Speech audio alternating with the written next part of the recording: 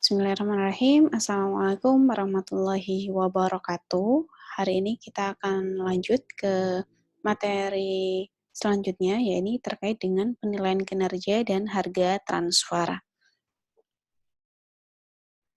Nah, terkait dengan penilaian kinerja dan harga transfer ini, ada beberapa pusat pertanggungjawaban dalam suatu perusahaan yang bisa menilai berbagai kinerja di dalam perusahaan itu sendiri. Yaitu yang pertama terkait dengan pusat pendapatan, pusat biaya, pusat laba, dan juga pusat investasi. Jadi empat hal ini adalah pusat-pusat pertanggungjawaban yang ada di perusahaan. Tentunya kalau itu ada di pusat pendapatan, ya pusat pendapatan ini adalah terkait membahas tentang pendapatan-pendapatan yang ada di dalam perusahaan. Pusat biaya itu adalah yang menangani terkait dengan biaya-biaya yang ada di perusahaan. Pusat laba juga seperti itu, gitu ya, yang menangani tentang labanya perusahaan, dan juga pusat investasi terkait dengan investasi yang ada di perusahaan. Nah, di sini terkait dengan pusat biaya dibagi menjadi dua, yaitu pusat biaya teknik dan juga pusat biaya kebijakan. Nah, akan kita bahas satu persatu. Yang pertama, pusat biaya teknik terlebih dahulu, yang merupakan pusat biaya yang antara input dan outputnya dapat membentuk suatu hubungan yang optimal. Misalnya adalah departemen produksi. Jadi departemen produksi ini adalah juga merupakan suatu pusat biaya teknik ya. Jadi di dalamnya departemen produksi ini tentunya akan mengeluarkan biaya terkait apa? Terkait hubungan antara input dan output dari suatu perusahaan. Jadi ketika ada punya bahan baku nih, akan dimasukkan di departemen produksi yang nantinya dirubah oleh departemen produksi ini menjadi suatu produk gitu ya, ada outputnya, ada produk yang akan dijual oleh perusahaan. Dan di dalamnya akan membentuk suatu hubungan yang optimal. Tentunya di dalam suatu proses produksi, kita pengennya biaya-biaya yang dikeluarkan dalam proses produksi itu bisa seminimal mungkin dengan hasil yang maksimal tentunya. Kemudian pusat biaya kebijakan. Di sini merupakan pusat biaya antara input dan outputnya tidak dapat memberikan suatu hubungan yang optimal. Misalkan Departemen Penelitian dan Pengembangan. Nah, kalau misalnya teman-teman pernah mendengar gitu ya di suatu perusahaan ada yang namanya Research and Development atau Departemen Penelitian dan Pengembangan. Fungsinya apa sih Departemen Research and Development ini? Ya, selain untuk meningkatkan pengembangan dari karyawannya, juga di dalamnya ada yang dilakukan penelitian terkait dengan produk-produk yang akan dijual, riset-riset pasar, mengetahui kebutuhan pasar itu seperti apa, dan lain-lain. Jadi, Departemen Research and Development ini atau penelitian dan pengembangan ini merupakan juga pusat biaya kebijakan. Jadi biaya-biaya yang dikeluarkan oleh departemen ini tidak dapat membentuk suatu hubungan yang optimal. Apakah tidak ada hubungannya departemen ini dengan departemen marketing misalkan, departemen produksi misalkan? Ada, karena informasi-informasi yang diolah oleh pihak marketing juga dari departemen research ini. Cuman tidak secara langsung seperti di departemen produksi. Ya, tidak secara langsung berhubungan dengan input dan output. Tapi secara implisit dia akan berpengaruh terkait dengan hal-hal yang harus diartikan oleh pihak marketing. Misalkan di hasil research-nya atau penelitian terkait produknya menemukan apa sesuatu hal yang dibutuhkan oleh konsumen gitu ya. Tetap informasi dari pusat biaya kebijakan ini akan dibutuhkan.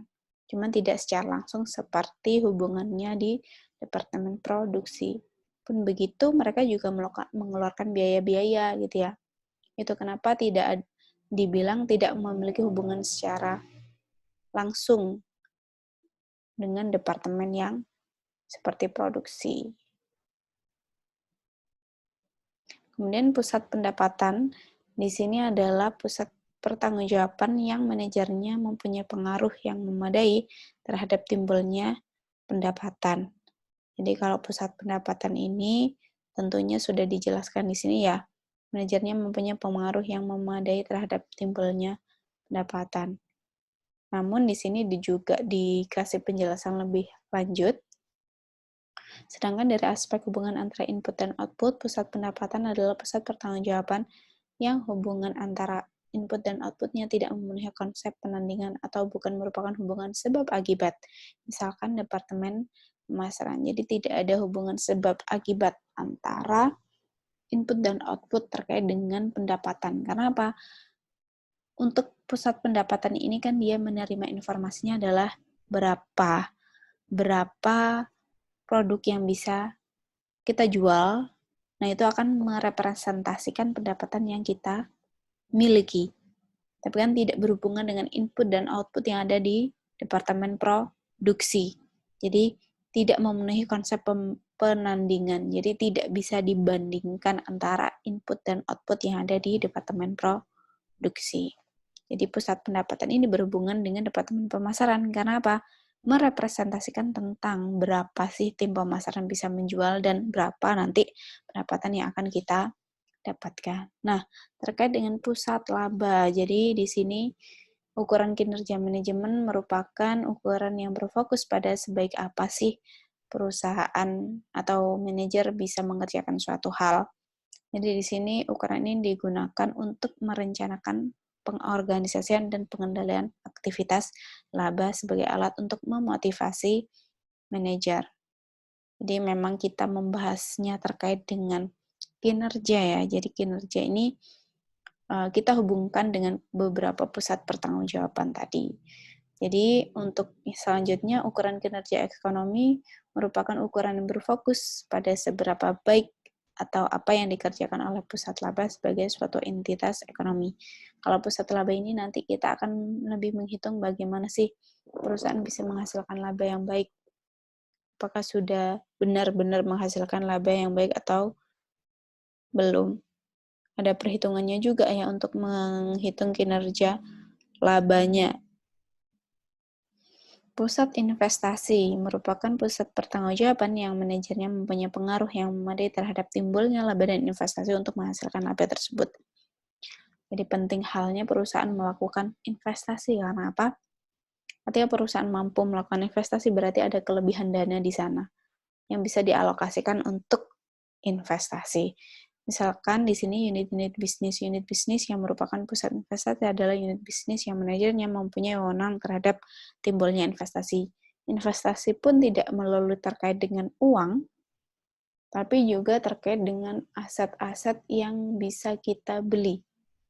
Ketika perusahaan punya kelebihan dana, kita bisa membeli aset-aset baru, kita bisa membeli instrumen investasi baru, kita bisa memperoleh pangsa pasar dengan membuka cabang atau gerai baru. Nah, itu juga termasuk dalam investasi.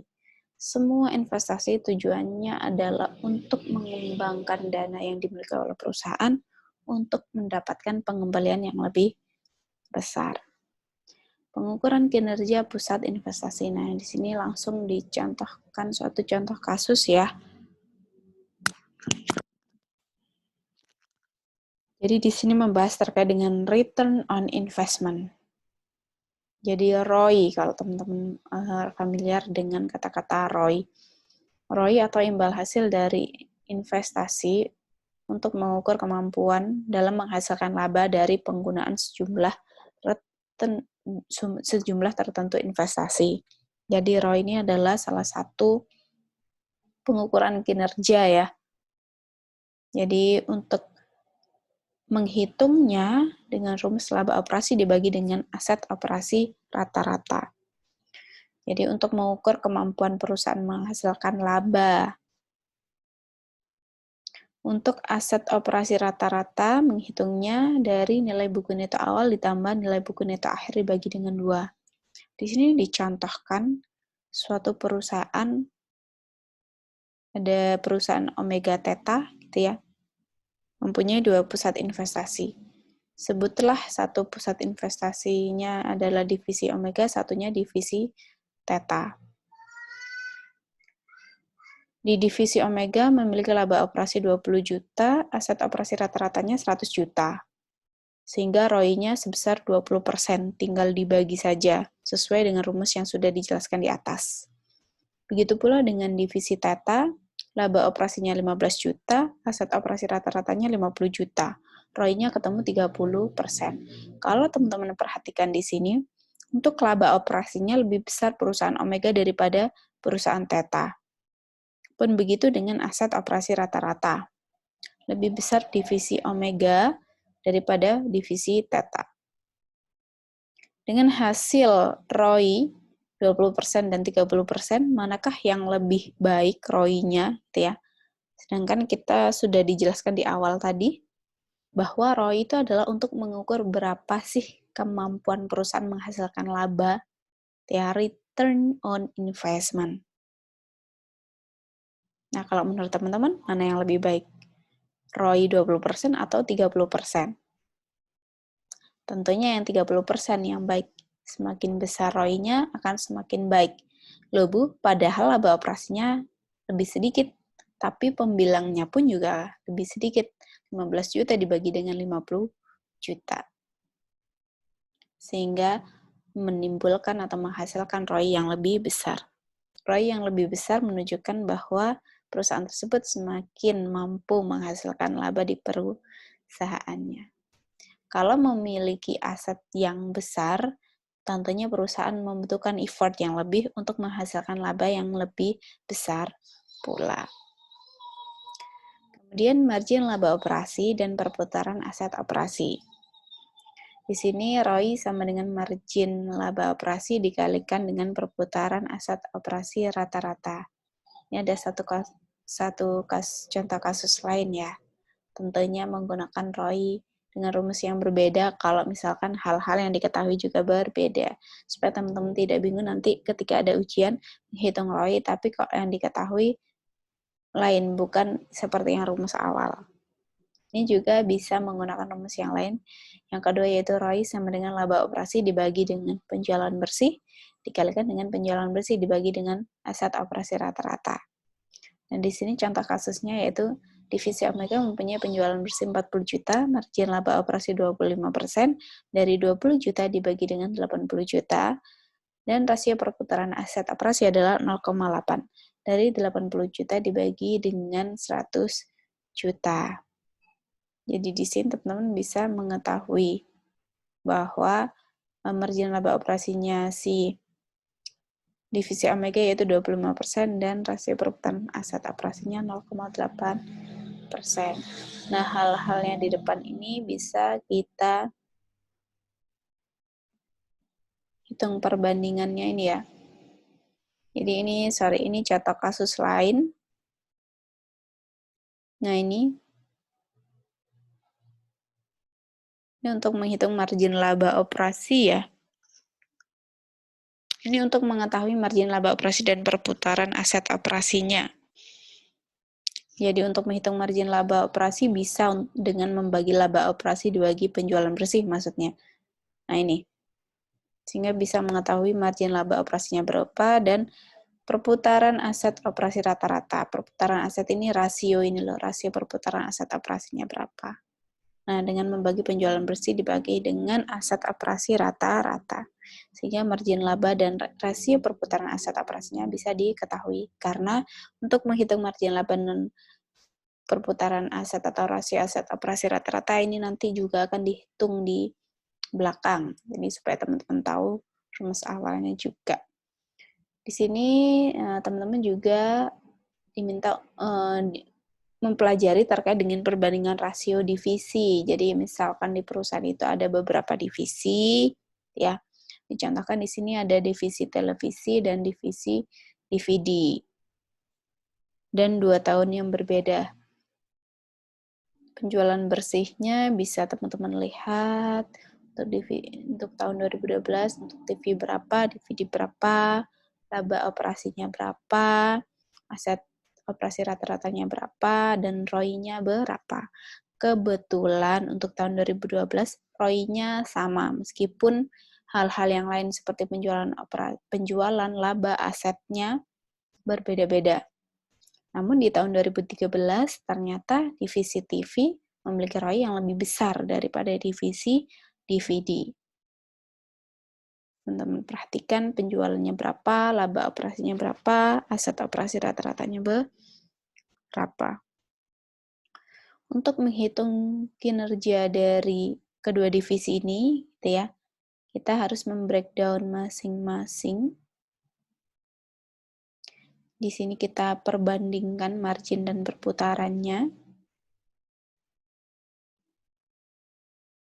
Margin dan rasionya ya, dengan perhitungan yang seperti sebelumnya sudah dicontohkan. Nah, dari perhitungan ini bisa kita garis bawahi, yaitu ternyata di tahun 2012 kinerjanya mereka relatif sama dari ROI-nya ya. Namun ketika di tahun selanjutnya divisi TV memiliki kinerja yang lebih baik karena ROI-nya lebih tinggi daripada DVD. Nah, di sini margin laba operasi merupakan rasio laba operasi terhadap penjualan bersih. Margin laba operasi mengukur bagian penjualan bersih yang tersisa untuk biaya bunga, pajak penghasilan, dan juga laba bersih. Untuk perputaran aset operasi rata-rata atau rasio aset operasi rata-rata, merupakan rasio yang menghubungkan penjualan bersih dengan aset operasi rata-rata. Perbandingan ini memudahkan manajer untuk melakukan hal-hal dalam pengambilan keputusan yang baik tentunya. Nah, nanti ada beberapa hal yang perlu manajer lakukan. Entah itu menghentikan produksi, gitu ya, dan lain-lain nanti juga akan kita bahas di materi ini. Nah, selanjutnya ada yang namanya residual income. Laba residu merupakan jumlah rupiah dan bukan dalam bentuk rasio yang dihitung dengan mengurangkan beban modal dari laba operasi bersih. Jadi beban modal dihitung dari aset yang digunakan dengan suatu rate of return tertentu, biasanya sebesar biaya modal. Untuk menghitung residual income, teman-teman bisa menghitung dengan rumus laba operasi dikurangi dengan rate of return minimum dikalikan dengan aset operasi. Nah, di sini untuk perhitungan residual income-nya, jadi ada beberapa alternatif yang bisa ditawarkan kepada pihak manajemen. Yang pertama, di sini dicontohkan ada 2 proyek ya, proyek A dan proyek B. Nah, di sini beberapa alternatifnya sudah dihitung bagaimana jika menggunakan hanya proyek A, hanya proyek B, hanya proyek A dan proyek B, dan tidak keduanya bagaimana.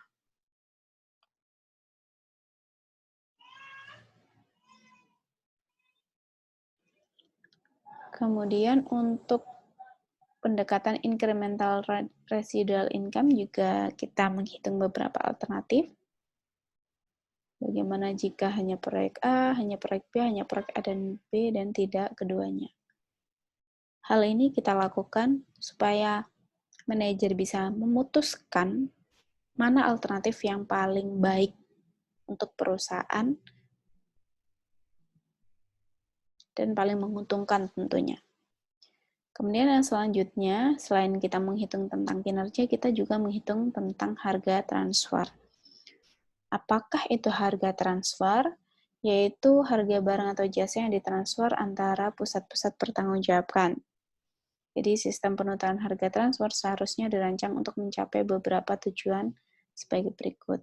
Kadangkala ada perusahaan yang lebih memaksimalkan penggunaan semua divisi di perusahaan daripada mensubkan pekerjaannya ke perusahaan yang lain. Karena terkadang akan lebih hemat untuk melaksanakan semuanya sendiri. Cuman kalau misalkan perusahaan tidak mumpuni, ya boleh lah ya untuk mensubkan pekerjaan ke perusahaan yang lain. Nah, ada hal-hal dalam sistem penentuan harga transfer yang merupakan tujuan dari penentuan harga transfer tersebut. Yang pertama adalah evaluasi kinerja secara akurat.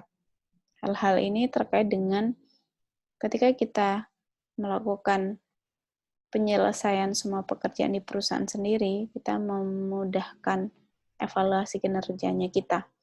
Karena pihak perusahaan sendiri yang menyelesaikan, kita lebih mudah mengevaluasinya dan lain sebagainya. Kemudian keselarasan tujuan akan lebih mudah untuk meluruskan gitu ya, meluruskan tujuan sehingga akan sama nanti. Karena masih dalam suatu perusahaan sendiri, akan lebih mudah menyelaraskannya. Kemudian pemeliharaan atau otonomi pusat laba. Tentunya kalau misalkan kita menyelesaikan di satu perusahaan sendiri, tidak mensubkan kepada yang lain, maka keuntungan pun akan tetap masuk ke perusahaan yang sama, gitu ya. Dan mudah dipahami karena masih lingkup kerja yang sama. Penentuan harga transfer ini terkait dengan apa saja? Jadi ada harga pasar, harga kompetitif, dan harga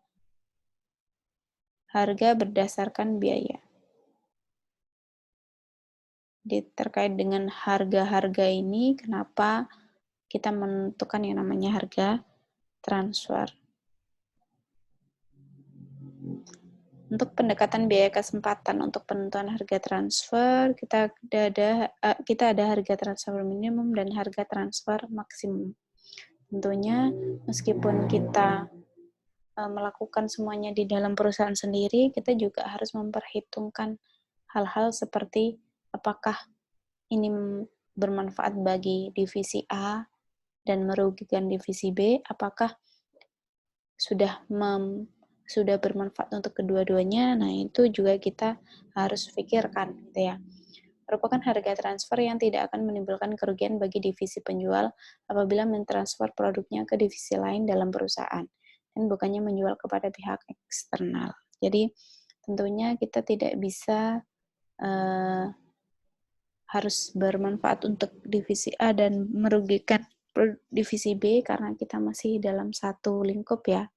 Maka harga transfer yang kita kenakan harus seminimum mungkin untuk agar semuanya bisa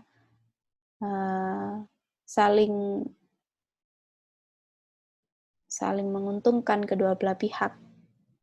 Sedangkan untuk harga transfer maksimum merupakan harga transfer yang tidak akan menimbulkan kerugian apabila divisi pembeli membeli produk dari divisi lain dalam perusahaan, bukannya membeli dari pihak eksternal. Nah, ini terkait dengan harga transfer maksimum, pengennya meskipun di dalam perusahaan tetap menguntungkan kedua belah pihak dengan menentukan harga transfer maksimum bagi divisi yang membeli.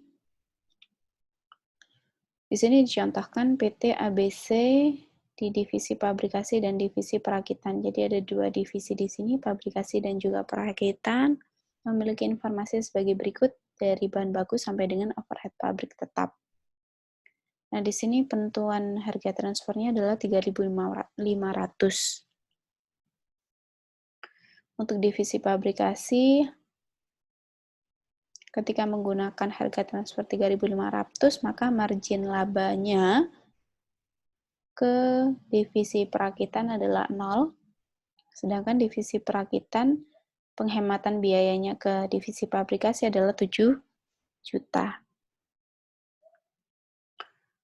Dan untuk harga transfer sebesar 3.500, ke divisi perakitan membeli komponen dari luar, dan jika divisi perakitan membeli komponen dari divisi pabrikasi di dalam perusahaan saja gitu ya, maka penghematannya 0. Karena apa?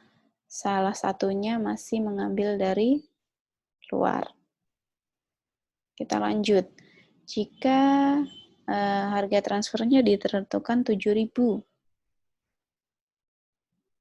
dari divisi pabrikasi, margin labanya 7 juta.